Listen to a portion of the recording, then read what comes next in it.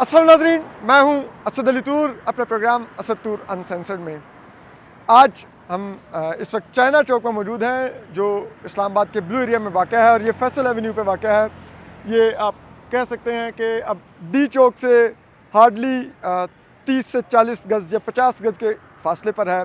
यहाँ से hardly 2 minute की वॉक पे डी चौक है और ये अभी तक बंद है। यहाँ पर कंटेनर लगा हुआ है, रेंजर्स की पिकेट भी कायम है, लेकिन अदरवाइज़ अगर आप देखें तो इस्लामाबाद अब तकरीबन तमाम खोल दिया गया है।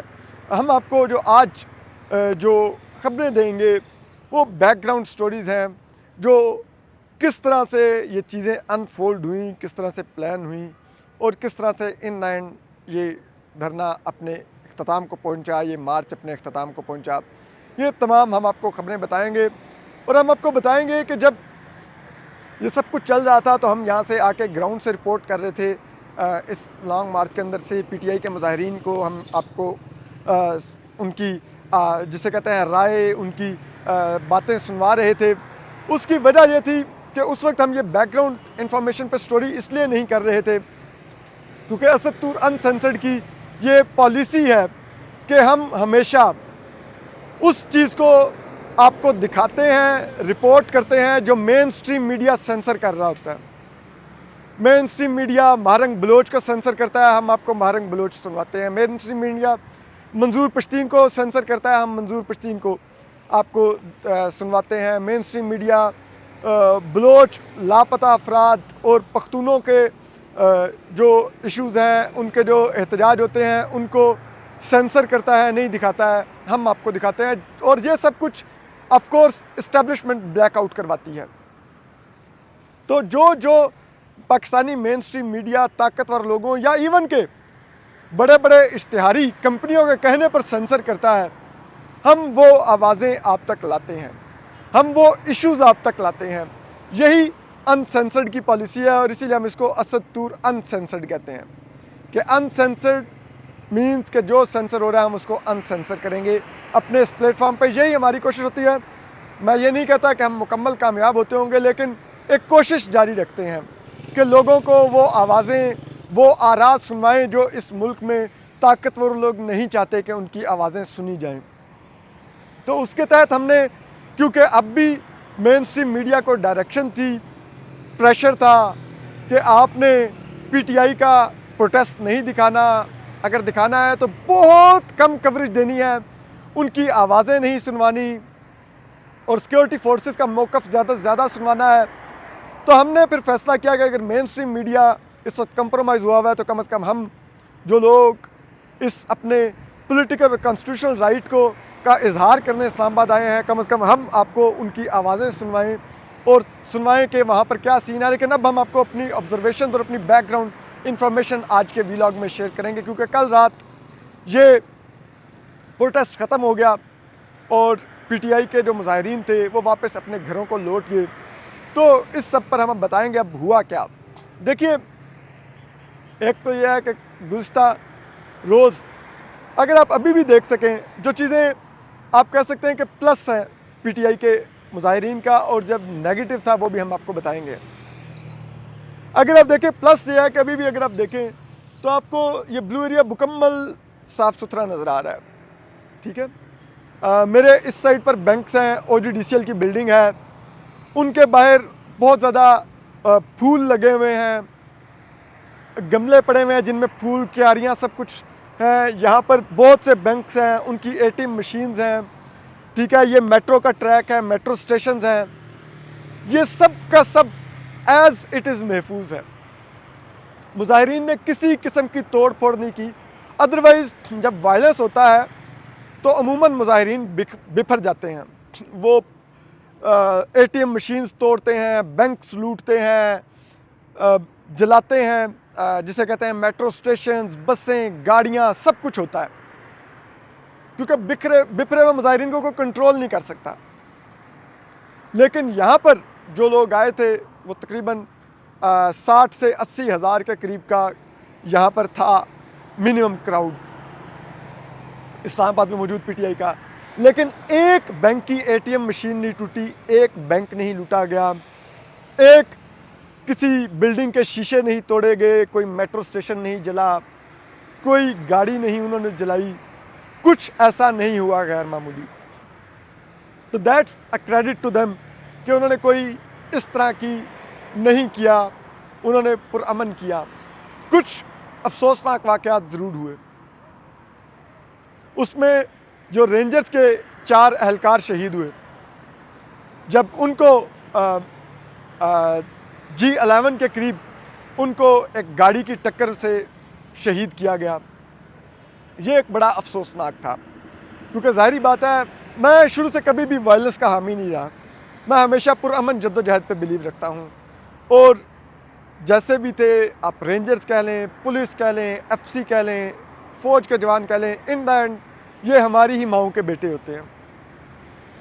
किसी की घर में भी मैयत जाए, जो चला गया दुनिया से वो तो चला गया, लेकिन आप सोचिए उसकी माँ या उसकी बहन, या अगर वो मैरिड है उसके बच्चे या उसकी अहलिया, वो किस कर्ब से गुज़रते हैं। वो शायद एक नाकाबिले बयान कर्ब होता है, और वो ना मैं महसूस कर सकता हूँ ना आप महसूस कर सकते हैं, जब तक हम पर खुदा न खास्ता ऐसा कुछ बीते नहीं। तो ये एक ज़रूर एक अलमिया है। अब ज़रा इससे आगे हम बढ़ें तो दूसरी तरफ जो वायलेंस फिर रियासत की तरफ से हुई, वो भी बड़ी अफसोसनाक और जारहाना थी। अब जो मर्ज़ी कह लें कि PTI के लोग चले गए, लेकिन वो कितनी देर रेजिस्ट कर सकते थे अगर आप देखें सबको, तो ये बहुत मुश्किल था। यहाँ पर स्ट्रेट फायरिंग हुई, ठीक है। 4 PTI के लोगों का दावा है कि उनकी लोगों की हलाकत हुई है, लेकिन अगर आप हॉस्पिटल रिकॉर्ड्स भी देखें, जो हमारे पास लिस्ट मौजूद है, तो 28 लोग गन शॉट से लाए गए हैं मुजाहिरीन के, जिनमें 2 लोग जाँ बहक हो गए, ठीक है। तो वो गन शॉट्स ज़ाहिरी बात है रियासत की तरफ से चले, वो मुजाहिरीन ने नहीं चलाए। तो और जितनी यहाँ पर आंसू गैस की शेलिंग थी, यहाँ पर मैं भी मौजूद हूँ, यकीन कीजिए मैं कम से कम कल यहाँ पर नहीं खड़ा हो सकता था। शदीद आंसू गैस की शेलिंग थी, लोग इंतहाई जैसे कहते हैं हौसला था उनका, जो PTI के मुजाहिरीन यहाँ पर मौजूद थे। मैं यहाँ पर रिपोर्ट नहीं कर पा रहा था, मैं आता था, चंद मिनट स्टे करता था, रिपोर्ट करता था, फिर मैं यहाँ से चला जाता था, क्योंकि यहाँ पर सांस लेना बहुत दुश्वार था। आंखें जलती थीं, गला जलता था, नाक जलता था। एक मुझे हैरत होती थी जो लोग यहाँ पर मौजूद हैं वो कैसे मौजूद हैं, लेकिन वो मौजूद थे। कितनी देर इस सबको बर्दाश्त करते, बहरहाल वो बर्दाश्त कर रहे थे। लेकिन जब स्ट्रेट फायरिंग शुरू होगी तो फिर आप कैसे उनसे एक्सपेक्ट करें कि वो स्ट्रेट गोलियां भी खाते और यहाँ पर रहते। ठीक है, बहुत से लोगों के लिए ये बहुत ज़रूरी होगा कि वो रहते, वो उस पर तनकीद करेंगे, लेकिन मैं कम से कम नहीं खून बहता देख सकता, और मैं कभी नहीं कहूँगा कि कोई माओं के बच्चे अपनी जानें देते और रहते यहीं पर। मेरे लिए कम से कम ये बड़ा मुश्किल है, मैं इस चीज़ को सपोर्ट नहीं करता। लेकिन अब मैं PTI की क़यादत की ज़रूर बात करूँगा। PTI की क़यादत ने ज़रूर अपने लोगों को अबेंडन किया। कल जो मैंने आखिरी वीलॉग, कल जो यहाँ पर जिसमें बहुत सा वीलॉग अंधेरे में था यहाँ पर किया, तो बहुत से PTI के लोग मेरे पास आ रहे थे और वो कह रहे थे अली मीन गंडापुर को गाड़ी से बाहर निकले, ये कोई क्यों कुछ नहीं कर रहा, ये कोई डायरेक्शन क्यों नहीं दे रहा, ये हमारे में आके खड़ा क्यों नहीं हो रहा, ये लीड क्यों नहीं कर रहा। क्योंकि अली मीन गंडापुर का काफ़िला लाइक यहाँ पर मुजाहिरीन D चौक तक मौजूद थे, लेकिन Ali mean Gandapur Kulsoom international hospital के सामने थे, वो बहुत पीछे थे, वो आगे आ रहे ही नहीं थे। एक वक्त आया कि मुजाहिरीन अली मीन गंडापुर की गाड़ी पर चढ़ गए कि आगे बढ़ो, बोलते क्यों नहीं हो, कुछ करते क्यों नहीं हो। और फिर आपने एक वीडियो देखी भी होगी कि एक वक्त आया अली मीन गंडापुर चंद लम्हे के लिए गाड़ी से बाहर आए और उन्होंने कहा कि हम वापस आएंगे, आंसू गैस चली गई, और एक आधा शल उनके पास गिरा। आप देख रहे हैं कि अली मीन गंडापुर की हालत कितनी ख़राब होगी। तो सोचिए अली मीन गंडापुर ये क्यों नहीं सोच रहे थे कि उनके इस वक्त हज़ारों लोग इधर वही आंसू गैस खा रहे हैं। पिछले कई घंटों से, 2 दिन से ये मुजाहिरीन मोटरवे से आंसू गैस खाते खाते यहाँ तक पहुँचे थे, लेकिन खड़े हुए थे। क्या क़यादत का काम नहीं था बीच में निकल के आना? तो अगर उस लिहाज से आप देखें तो जो पीटीआई के मुजाहिरीन थे वो बाकायदा तौर पर उनको अबेंडन किया गया उनकी क़यादत की तरफ से। और एंड में भी पूरी की पूरी क़यादत जब ऑपरेशन शुरू हुआ, फायरिंग शुरू हुई, वो निकल गई, वो नहीं रुकी। ठीक है, फिर आप एक और चीज़ देखें, मैं यहाँ पर एक चीज़ आपको कहना चाहूँगा, ये फ़र्क है क़यादत का, ये फ़र्क है लोगों की रेजिलियंस का। आप महारंग बलोच को देखिए, वो इस्लामाबाद आई थी, ठीक है, महारंग बलोच के साथ 50 से 100 के करीब बूढ़ी बेकस माएँ, बहनें और बेटियां थीं। कोई अपना बेटा मांगने आई थी इस्लामाबाद, यही गुज़श्ता साल दिसंबर में। कोई अपना शोहर मांगने आई थी, कोई अपना भाई मांगने आई थी। वो सब इस्लामाबाद आई। दिसंबर का महीना था, शदीद सर्दी थी, ठीक है। हमने उन पर शदीद जबर किया, हमारी रियासत ने उनको बुरी तरह ज़दोकोब किया, लाठीचार्ज किया, घसीटा, आंसू गैस फेंकी, उठा के ले गए, फिर उनको मारा, वहाँ से ज़बरदस्ती इस्लामाबाद बदर करने की कोशिश की, लेकिन वो डटी नहीं, वो गई नहीं। 33 दिन उन्होंने धरना दिया शदीद सर्दी में। यकीन कीजिए एक वक्त आ गया था कि मेरे से उनके कैंप में नहीं आया जाता था, क्योंकि मैं उनका सामना नहीं कर पाता था। जो उनकी आंखों में कर्ब था, मैं वो देख नहीं पाता था, लेकिन वो रहीं। तमाम रियासती जबर के बावजूद वो लोग 33 दिन यहाँ पर रहे, जबकि उसके मुकाबले में पीटीआई 2 दिन नहीं सस्टेन कर सकी। और यही वो फ़र्क होता है जो लुटे फुटे लोगों में होता है, जिनके पास खोने के लिए कुछ नहीं होता, और जो थोड़े प्रिविलेज क्लास होते हैं उनमें होता है। अब आपको समझ आती है कि केपी में हुकूमत क्यों नहीं गवर्नर राज लगाती या हुकूमत गिराती, क्योंकि उसको पता है जब तक इनके पास हुकूमत है, ये कभी भी आखिरी हद तक जाके नहीं लड़ेंगे हमसे। ये हुकूमत भी पास रखना चाहेंगे और ऑप्टिक्स के लिए थोड़ी बहुत जदोजहद भी करना चाहेंगे। तो इसीलिए अली मीन गंडापुर साहब पहले भी 3 प्रोटेस्ट में पीटीआई के साथ हैंड कर चुके हैं, चौथे में भी कर गए, ठीक है। लेकिन सिर्फ अली मीन गंडापुर नहीं, पीटीआई की बाकी क़यादत ने भी तो हैंड किया। अगर अली मीन गंडापुर जा रहे थे, मैंने यहाँ पर पीटीआई के मुतादिद रहनुमाओं से बात की, तो वो ये कहते थे कि फ़ाइनल कॉल इमरान खान की होगी, अली मीन गंडापुर की नहीं होगी। अली मीन गंडापुर कहेगा भी तो हम यहाँ से नहीं जाएंगे जब तक इमरान खान नहीं कहेगा। फिर आप देखिए पीटीआई की क़यादत ने किस तरह से पंक्चर किया अपने प्रोटेस्ट को, कि इस्टेब्लिशमेंट बार बार इल्ज़ाम लगा रही थी कि वो संगजानी के मुकाम पर तो धरना देने पर इमरान खान भी मान गए थे, बुशरा बीबी नहीं मानी, वो प्रोटेस्टर्स को लेकर यहाँ पर आ गई और उन्होंने तमाम सूरत हाल क्रिएट की। और फिर बाद में बैरिस्टर सैफ ने, मैं कल रात सुन रहा था, उन्होंने काशिफ अब्बासी साहब के शो में ऑन रिकॉर्ड आकर कहा कि इमरान खान संगजानी के लिए मान गए थे, लेकिन फिर चीज़ें वैसे ना हो सकी। लेकिन उन्होंने इनडायरेक्टली कन्फर्म किया कि जो बुशरा बीबी पर इस्टेब्लिशमेंट इल्ज़ाम लगा रही है वो दुरुस्त है, और ये बुशरा बीबी हैं, वो सब कुछ कर रही हैं। अदरवाइज़ हम तो रियासत के साथ, इस्टेब्लिशमेंट के साथ ताउन को तैयार हैं, ठीक है। तो ये भी एक था। तो फिर सोचिए, ऐसे में तो वैसे ही एहतजाज के गुब्बारे से हवा निकल गई जब कह दिया गया कि जी वो देखो ये तो खुद से आ गए हैं इधर, हम तो नहीं लाना चाहते थे, या बुशरा बीबी लेके आ गई, ना इमरान खान चाहता था ना हम चाहते थे, हम तो संगजानी पर चाहते थे। संगजानी पर अगर धरना देते भी तो उसकी क्या हैसियत होती, या उसका रियासत पर क्या दबाव आता? कुछ भी नहीं आता, ठीक है। तो इस लिहाज से देखें तो पीटीआई की क़यादत ने भी इस सबको किया अबेंडन। दूसरी तरफ अब अगर हम आ जाएँ बैकग्राउंड स्टोरीज पर, तो वो है कि आप आ जाइए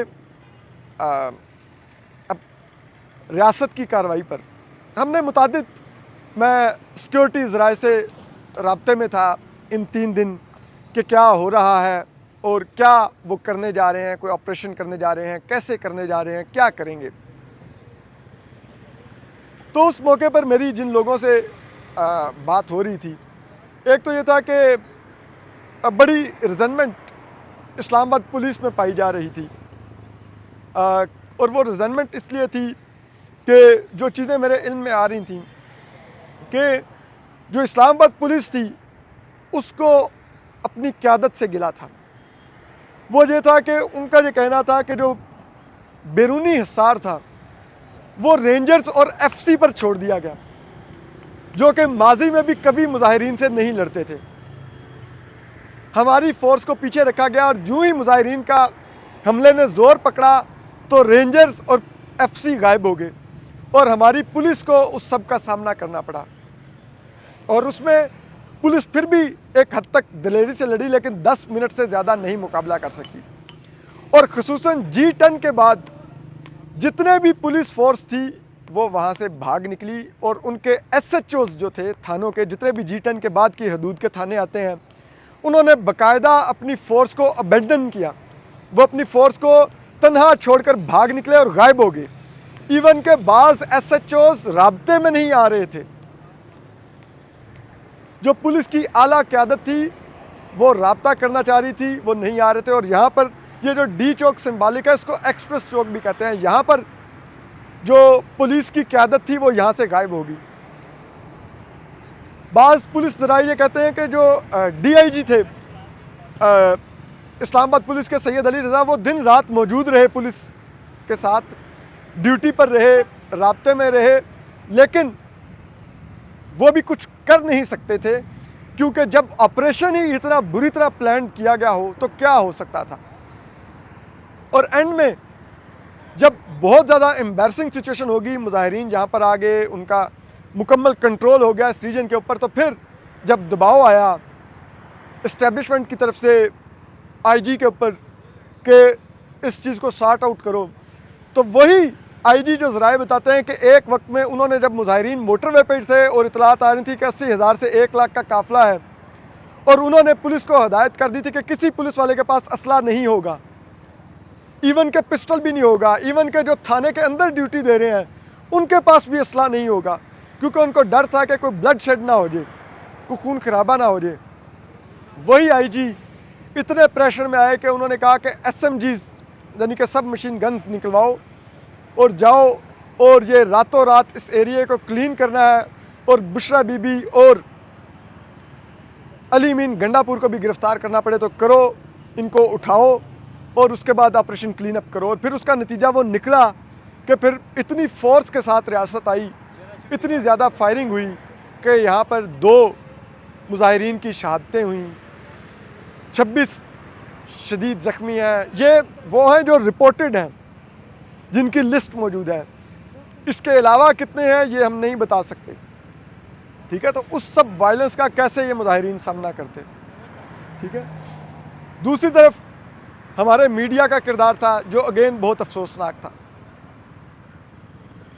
हम जो हमें इस्टेब्लिशमेंट हमारे सहाफ़ियों को कह रही थी वो रिपोर्ट किया जा रहा था। इस्टेब्लिशमेंट की तरफ से बना के टिक्कर भेजे जा रहे थे और वो हमारे सहाफ़ी सिक्योरिटी ज़राए के नाम से चलाते जा रहे थे, ठीक है। अब चीज़ ये है कि बिल्कुल हम भी ज़राए से ख़बरें करते हैं, कोई मसला नहीं होता, आप ज़राए से ख़बर चलाते हैं, लेकिन उसके लिए हम राब्ता करते हैं। वो हमें बताते हैं कि यार ये बात मैं ऑन रिकॉर्ड नहीं बता सकता, आपको ऑफ द रिकॉर्ड बता देता हूँ। हम वो ज़राए से कह के चला लेते हैं, लेकिन ये नहीं होता कि हमें रैंडम बंदा भेजे और कहे ये आपने चलानी है, और मुझे कोर्ट भी नहीं करना, ज़राए से कह के चलानी है, और हम उनके माउथ पीसेस बन के वो खबर चला रहे हों। लेकिन हमारा मीडिया ये कल करता रहा, परसों करता रहा, 3-4 दिन हमारे मीडिया ने ये किया और मुजाहिरीन का बिल्कुल ब्लैकआउट रखा। ये फ़र्क है, अब आपको समझना होगा कि जब 2014 में इमरान खान इधर आए थे, कोई PTI के धरने में 40, 50, 100 से ज़्यादा दिन को लोग नहीं होते थे, लेकिन मीडिया 24 घंटे मैराथन ट्रांसमिशन चलाता था। क्यों? क्योंकि इस्टेब्लिशमेंट की हिदायत थी कि दिखाना है इनको। आज इस्टेब्लिशमेंट की हिदायत थी कि नहीं दिखाना, तो पूरा मीडिया यहाँ पर हज़ारों लोग अपने आईनी हकूक़ मांग रहे थे, लेकिन उनको दिखाने को तैयार नहीं था। इतना कंप्रोमाइज़ पाकिस्तानी मीडिया है। और अब पीटीआई को भी एहसास हो गया होगा कि उनको जो कवरेज मिलती थी मेन स्ट्रीम मीडिया में, वो मेन स्ट्रीम मीडिया में कवरेज उनको हुब्बे पीटीआई या उनके आईनी हकूक़ की वजह से नहीं मिलती थी, वो इस्टेब्लिशमेंट के दबाव पर मिलती थी। और अब पीटीआई को अंदाज़ा हो गया होगा कि जब इस्टेब्लिशमेंट साथ हो तो 126 दिन भी धरना हो जाता है, लेकिन अगर इस्टेब्लिशमेंट साथ ना हो तो आपके पास केपी गवर्नमेंट का चीफ मिनिस्टर भी आपको छोड़ के भाग जाता है, जो कि आपका चीफ मिनिस्टर था। ये फ़र्क है। लेकिन इस सब में जो भी हुआ ये बहुत ही अफसोसनाक था। इस सब के बाद अब जो पीटीआई ने किया है, उसके बाद आप कह सकते हैं कि इस्टेब्लिशमेंट बहुत ताकतवर होकर उभरी है और पीटीआई बहुत कमज़ोर हो गई है। अब अगले कुछ अरसे इमरान खान साहब का निकलवाना बहुत ही मुश्किल हो जाएगा पीटीआई के लिए। अब इस वक्त आप कह सकते हैं कि विनर ऑफ द शो इस तमाम एपिसोड के वो army chief general Asim Munir बन के निकले हैं, क्योंकि शहबाज शरीफ साहब तो वैसे एक इररेलेवेंट प्राइम मिनिस्टर हैं। ये हुकूमत तो एक इररेलेवेंट गवर्नमेंट है, ना इनके पास अपना मैंडेट है, फार्म 47 की लास्टिक की शलवारें पहनी हुई हैं, कर कुछ सकते नहीं हैं, कोई भी आ जाए उसके सामने खड़े नहीं हो सकते। मुजाहिरीन आने थे, पहुँच गए। जब तक कि इस्टेब्लिशमेंट ने कहा नहीं कि करो, हम पीछे खड़े हुए हैं, जिस हद तक जाना है जाओ, हम ऑन करेंगे, तो ये कुछ नहीं कर सके। तो बहरहाल ये सूरत हाल है। हम आपको अपडेट करते रहेंगे। अपना ख्याल रखिए। अल्लाह हाफिज़।